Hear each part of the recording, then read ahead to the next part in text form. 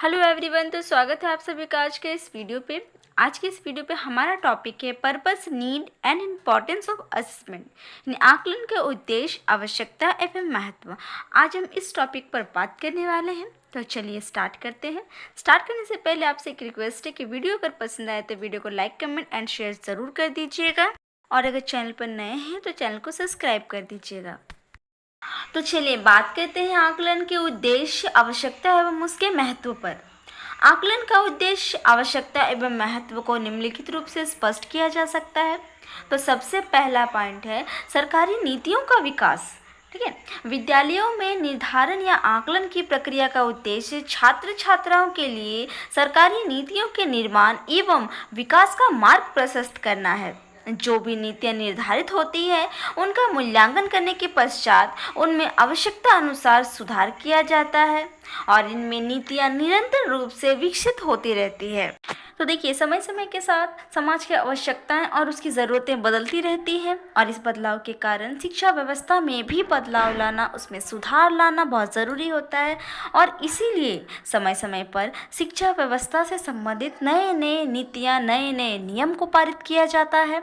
ठीक है, पुराने नीति नियम में सुधार करके नए नीतियों का विकास किया जाता है, क्योंकि नए नीति नियमों का विकास तभी होता है जब हमें पुराने नीति नियम की कमियों और खामियों का पता चलता है। और इसके लिए क्या किया जाता है कि विद्यालय में जो भी नीति नियम निर्धारित किए होते हैं उनमें कौन सी कमियां रह जा रही हैं जो शिक्षा के उद्देश्य को पूरा नहीं कर पा रही हैं, छात्रों का सर्वांगीण विकास करने में सफल नहीं हो पा रही हैं। और इन सभी खामियों का पता लगाने के लिए विद्यालय में समय समय पर जो नीति नियम निर्धारित किए जाते हैं उन सभी का आकलन किया जाता है, और आकलन की प्रक्रिया के माध्यम से ही पुराने नीति नियमों में सुधार कर नए नीति नियमों का पारित किया जाता है, उसका निर्माण और उसका विकास किया जाता है।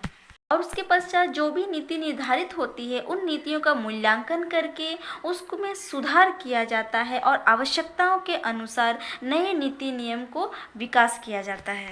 दूसरा है आवश्यकताओं का ज्ञान।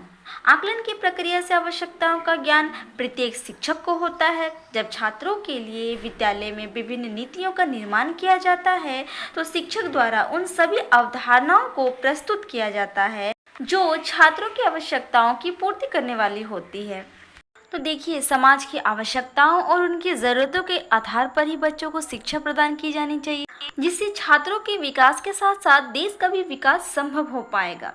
तो उसके लिए जो भी आवश्यकताएं हैं, इन सभी आवश्यकताओं का ज्ञान एक शिक्षक द्वारा लगाया जाता है। एक शिक्षक आकलन के माध्यम से उन आवश्यकताओं को पता लगाता है जो छात्रों के विकास में सहायक हो, साथ ही शिक्षा के उद्देश्य को भी पूरा कर सके।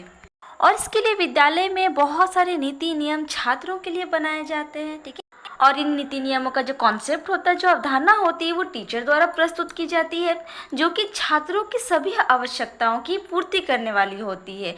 तीसरा है अधिगम स्रोतों का विकास। आकलन की प्रक्रिया से छात्रों के लिए अधिगम स्रोतों की खोज की जाती है, जिससे पिछड़े वर्ग के बालकों के लिए अधिगम प्रक्रिया सरल एवं उपयोगी बनाया जा सके।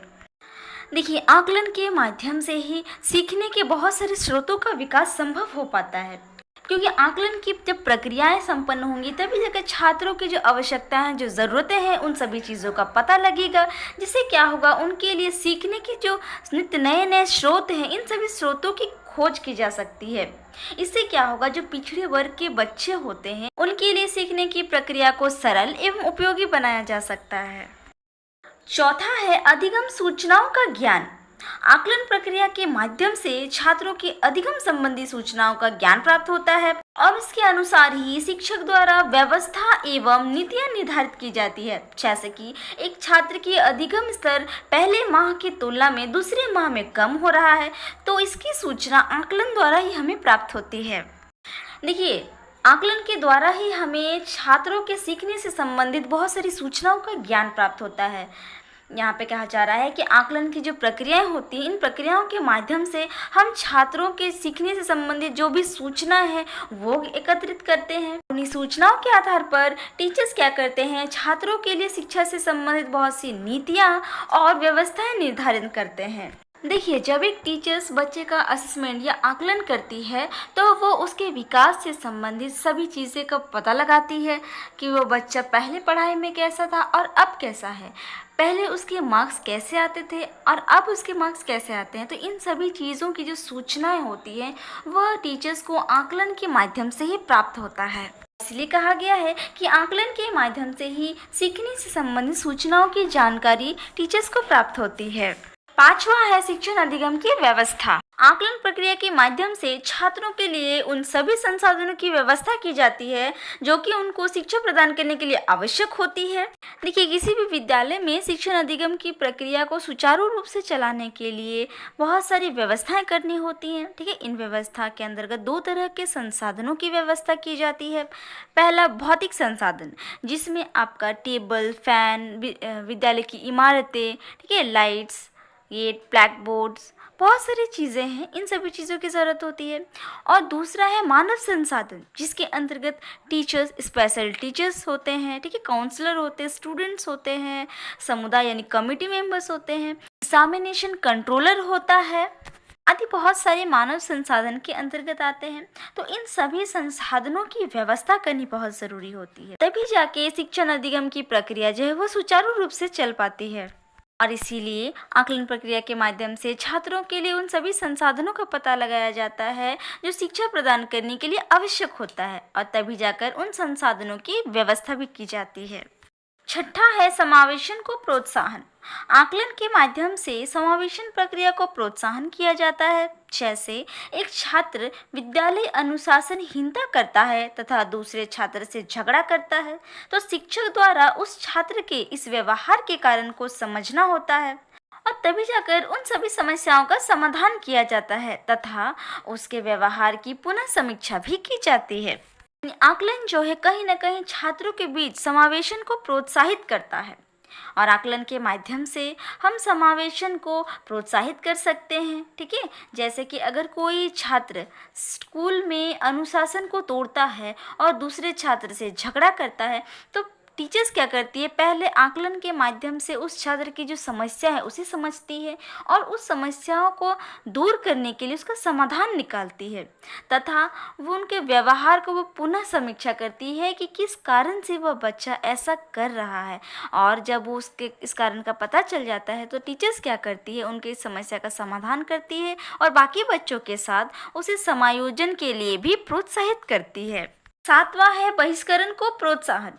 कुछ अपवंचित, अपराधी, स्वानुशासनहीन छात्रों को विद्यालय से निकाल दिया जाता है। आकलन की प्रक्रिया में ऐसे छात्रों की गतिविधियों का आकलन एवं समीक्षा की जाती है तथा उन उपायों की खोज की जाती है जिससे उनके व्यवहार को उचित एवं मर्यादित बनाया जा सके। इस प्रकार की स्थिति में छात्र का जो बहिष्करण है वो रुक जाता है। देखिए, यहाँ व्यक्तिगत विभिन्नता के कारण यानी इंडिविजुअल डिफरेंसेस के कारण बच्चों में बहुत सारी भिन्नताएं पाई जाती है। कोई बच्चा बहुत शांत होता है तो कोई बहुत उदंड होता है। ठीक है, तो जो बच्चे उदंड होते हैं वे अपराधीपूर्ण व्यवहार करते हैं, ठीक है, अनुशासन को तोड़ते हैं। तो ऐसे छात्रों को क्या किया जाता है, पहले समय में विद्यालय से निकाल दिया जाता था, तो लेकिन अब के समय में ऐसा नहीं होता है। आज के जो समय है इसमें बच्चों के आकलन किया जाता है। उस आकलन की जो प्रक्रिया है इसके माध्यम से बच्चों की गतिविधियों का आकलन करके उनकी समीक्षा की जाती है। यह पता लगाया जाता है कि कौन सी ऐसी परेशानी है, कौन सा ऐसा वजह है जिसके कारण बच्चे ऐसी हरकतें कर रहे हैं, और उसका पता लगाने के बाद उसके उपाय की भी खोज की जाती है, जिससे क्या होता है हम बच्चों के व्यवहार को मर्यादापूर्ण बना सकते हैं। ठीक है, तो इस प्रकार की स्थिति में छात्र का जो बहिष्करण होता है वह रुक जाता है।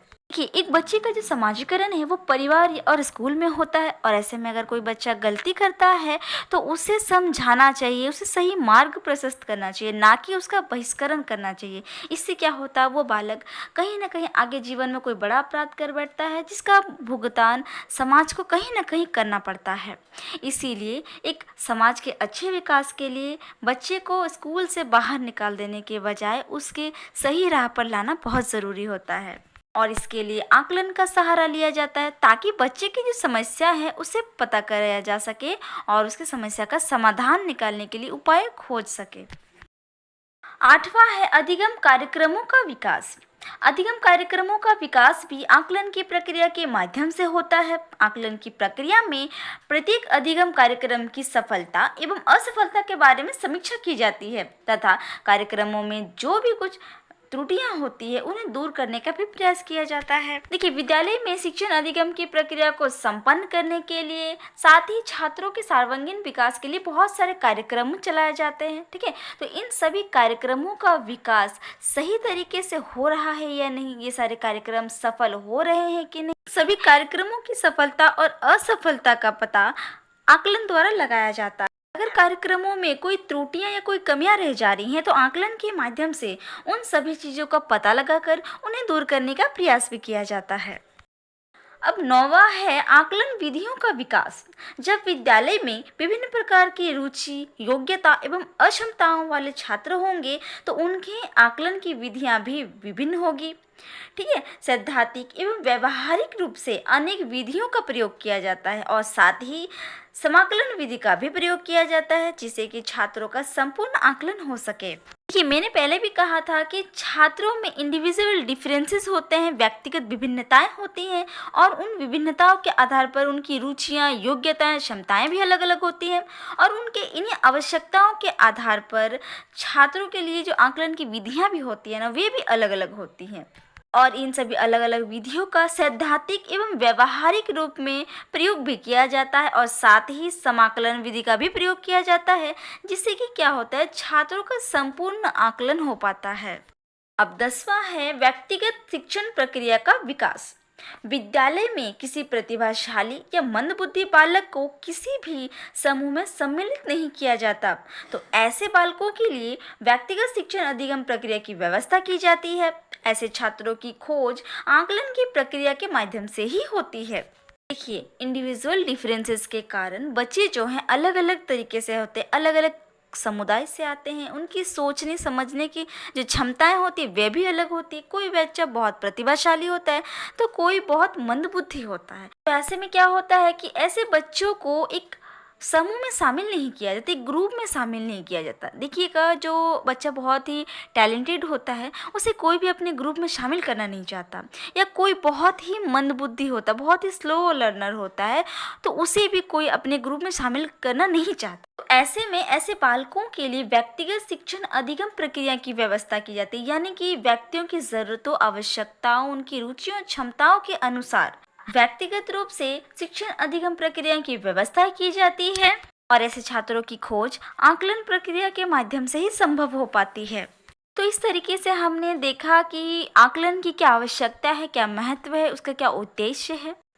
आज के लिए बस इतना ही। मिलते हैं अगले इससे इम्पोर्टेंट टॉपिक के साथ। तब तक के लिए धन्यवाद।